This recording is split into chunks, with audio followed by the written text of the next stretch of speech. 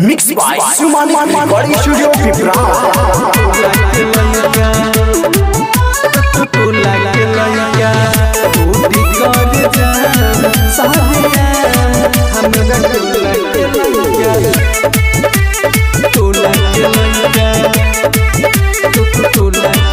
रोटी कर जा हमरा गाँव के लइका रोटी कर जा हमरे गाँव के लइका रंगदार रूप सहे नहीं तनिका रोटी कर जा हमरा टोला के लइका रोटी कर जा तुमने टोला के लइका। मिक्स बाय सुमन बड़ी स्टूडियो पिपरा। उपेंद्र उजाला रोटी कर जा तुमने टोला के लइका चार गोरी करदा गइले बा एही रे उमिरिया में छैले बा चले लाई सीना उतानी हो हाथ में दुनाली के धइले बा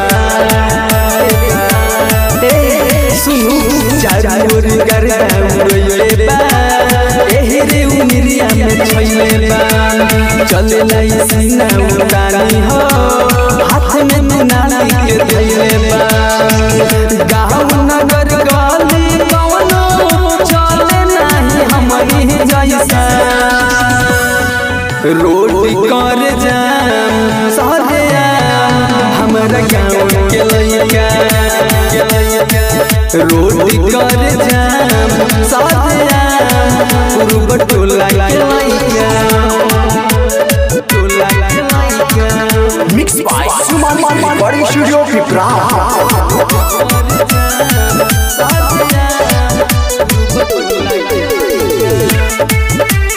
मिक्स बाय सुमन बड़ी स्टूडियो पिपरा। रंगदारी में नाम प्रचार बा हमन के यहाँ सरकार बा अंकित मन अमर जीत के केहू नहीं हो जोरदार बा रंगदारी में नाम प्रचार बा हमन के यहाँ सरकार बा अंकित मन अमर जीत के केहू नहीं हो जोरदार बा की मिली उपेंद्र तोहके पूछा जानी ऐसा जैसा